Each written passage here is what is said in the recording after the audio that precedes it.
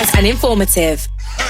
It is always a pleasure to have you join us on the News Machine, the hottest news magazine show on radio.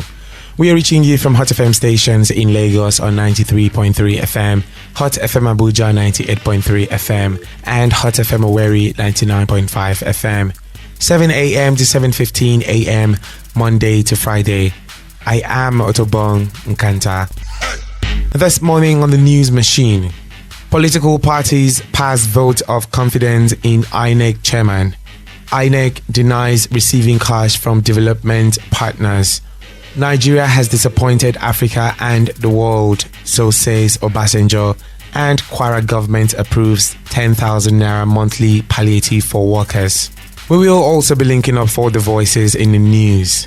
The News Machine will be back after these messages. Now you can get your news on. Hot, fresh, exciting, and exclusive. The News Machine. Reaching you at the same time in Lagos, Abuja, and Owerri. 3 states for the price of 1. Monday to Friday, 7 a.m. to 7:15 a.m. The News Machine. More than just news. Hot FM. We are more than just radio. Welcome back to the News Machine. The Civil Society National Roundtable, 5 political parties and some socio-cultural groups have said a big no to calls for the removal of the chairman of the Independent National Electoral Commission, Professor Mahmood Yakubu, over the conduct of the 2023 general elections. Instead, they commended the Commission for deploying technology including the Bimodal Voters Accreditation System, BVAS, and the INEC Results Viewing Portal, IREV, noting that both innovations helped to strengthen the integrity of Nigeria's electoral system. They passed a unanimous vote of confidence in the chairman of the Independent National Electoral Commission, Professor Mahmood Yakubu, saying the INEC board conducted free and credible elections. The national chairman of Action Alliance, Barrister Kenneth Udeze, who read the communique on behalf of the political parties and the candidates, said they arrived at their verdict after their comprehensive review of the 2023 general elections. Former President Olusegun Obasanjo has decried Nigeria's inability to live up to expectations since it got independence about 63 years ago. He said that the country had not only disappointed itself but also Africa and the world. Obasanjo disclosed this while delivering the keynote address at the public presentation of the book titled Reclaiming the Jewel of Africa, written by former Minister of Industry, Trade and Investment, who also served as Minister of Finance, Olusegun Aganga. In his address at the program, Obasanjo said, over the last 63 years, we have not lived up to expectations. We have disappointed ourselves, we have disappointed Africa, we have disappointed the black race, and we have disappointed the world. The All Progressives Congress APC governorship candidate in the last election in Adamawa State, Senator Aishatu Dahiru, has urged the Federal High Court in Abuja to allow the Election Petition Tribunal sitting in the state to deliver its judgment before the suspended resident electoral commissioner Hudu Ari is prosecuted. Dahiru, also known as Benani, made the plea before Justice Donatus Okorowo through her counsel Chisonu Opoko San. This is Damian Dodo, counsel to Governor Amadu Fintiri. Commissioners try to call a witness. Is a witness that is well known, Malam Hudu Ari, a former resident electoral commissioner for Adamawa State. But we took a technical objection, and for the past 6 hours, we have articulated our arguments as to why he cannot be allowed to testify. And the other side have also made arguments as to why he should be heard. So tomorrow, by the grace of God, the court will give a decision as to whether he can testify or whether he cannot testify. I will continue from there. This is Mohammed Garba, counsel to INEC. In that document again, therefore that witness cannot testify. That is just we don't have anything against the witness, but the only thing is that the law and procedure should be followed when a witness is to be called. So we are saying they did not follow the correct procedure, therefore that witness cannot testify because his statement, which is his evidence, was not put forward to the court as at when it was supposed to. Thank you. That's the simple. And this is Akin Olujimi, counsel to Aisha Binani. Today, we had some arguments on whether our next witness could testify. That witness is the former state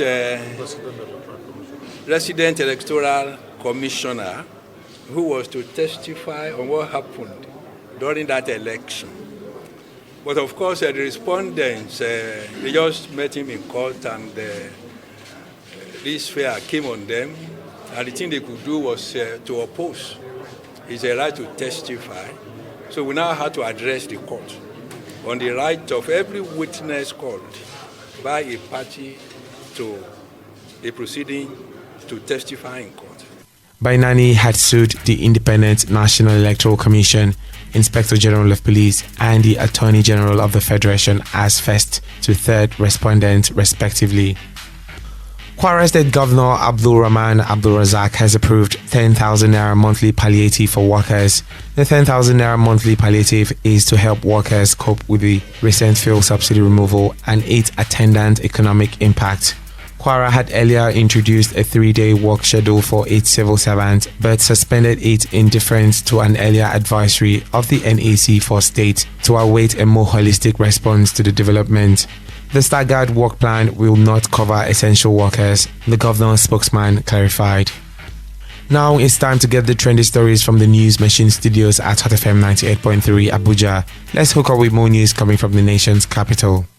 Good morning. Former APC chairman Adams Oshiomhole argues that President Tinubu lacks magical solutions to Nigeria's problems during a guest appearance on Channels Television. He stated that Tinubu and the APC never promised a magical solution to Nigeria during campaigns. They did not promise an overnight solution. In his inaugural speech as president on May 29, Tinubu announced the removal of petrol subsidy, which immediately led to the hike in the pump price of the product across the country. Oshiomhole emphasized that addressing fuel price hike, rising unemployment, and other challenges is not a quick fix. He cautioned against unreasonable attacks on Tinubu-led administration and praised Tinubu's quick response since assuming office. Federal government through the Federal Competition and Consumer Protection Commission has issued a cease and desist order to point-of-sale operators from conduct that constitutes an infringement of the law. This follows the moves by POS operators under the umbrella of the Association of Mobile Money and Bank Agents in Nigeria to fix new prices for POS transaction, which began on July 17, 2023.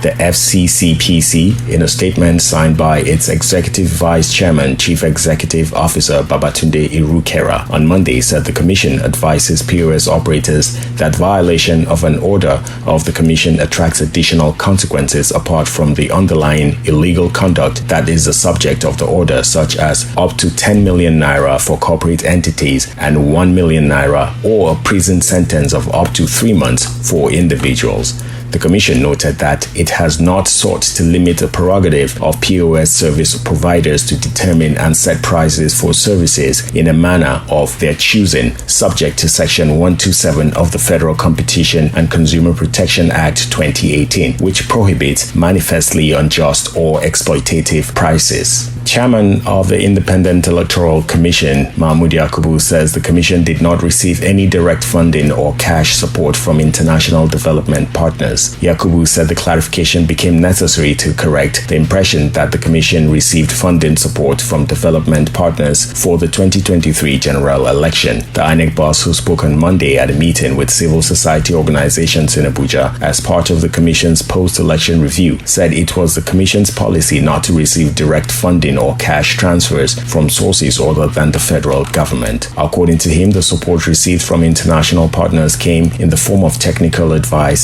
civic and voter education, organization of meetings and capacity building workshops, as well as publications of documents. It is necessary to seize this opportunity to correct the impression in some sections of the public that the Commission received huge sums of money from development partners for the election. On the contrary, and for the avoidance of doubt, the Commission did not receive any direct funding or cash support from international development partners. Rather, their support was totally indirect through civil society organizations and implementing partners working on elections. Indeed, it has been a long-standing policy of the present Commission not to receive direct funding and cash transfers from sources other than the federal government of Nigeria. And that's all from the News Machine studio at Hot FM Abuja. I'm Kevin Blah, over to Lagos. All right, let's link up with the News Machine studios at Hot FM 99.5 Owerri for the trending news happening in the southeastern part of the country. Good morning and welcome to our News Machine studios at Hot FM Owerri. The Imo State government has commenced installation work for night and weather landing facilities at the Sam Mbakwe International Cargo Airport, Owerri. It has also commenced reconstruction of the Imo International Conference Center, IICC, Owerri. The center, which was alleged to have cost the Rochas Okorocha administration over 2 billion naira to construct, collapsed over a year ago. However, the Hope Uzodinma administration demolished the collapsed structure and performed a fresh groundbreaking. The state government is yet to disclose the cost of executing the project. Visiting the airport site at the weekend, represented by Commissioner for Special Projects Stanley Obidiegu, Uzodinma said installation of the navigational equipment and aviation devices would guarantee safety and 24-hour landing operations, giving the airport an international status. The Chidi Ibe faction of Ohaneze Ndigbo has urged the Southeast residents to ignore the 2-week sit-at-home order by Finland-based acclaimed Biafra agitator Simon Ekpa. The group has also asked the people of the zone to rise and put an end to Ekpa's nefarious and infamous activities.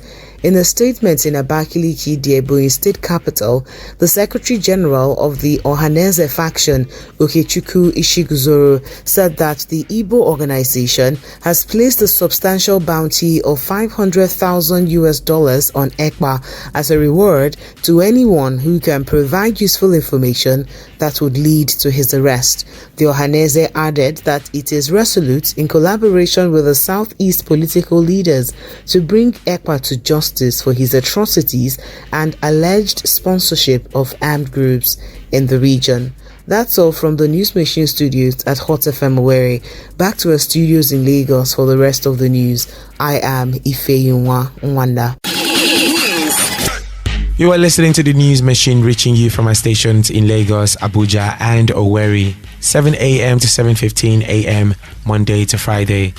Let's hear what correspondent Nesta Sani has for us on Voices in the News. Babagana Kingibe, vice presidential candidate to MKO Abiola, speaking on June 12th, Democracy Day. I think today, as always, I believe in looking forward. And the president, in his Democracy Day address, has set out the markers as to where we were coming from. And he has set up beacons as to the direction we should take to make our country great, to strengthen democracy, and to defend democracy at all times. And I believe that his speech was very inspiring, and I think all right-thinking men and women of this country should very carefully go through and be inspired by it and be guided by it. It's a great day. I don't know when is enough. May his soul rest in peace. The president, Abiola, is no more. We can't bring him back. And whatever we do will never bring him back to life. But we should never forget. We should be inspired by his courage. We should be inspired by his steadfast commitment, and we should be inspired by his willingness to sacrifice his life, which he has, and for which I think the country will forever be grateful. Also, remember you can listen to episodes of the News Machine and see videos of more news stories online at hotfm.ng. And that's all we have for you in today's edition of the News Machine. Thank you for listening and do have a lovely day ahead. Good morning.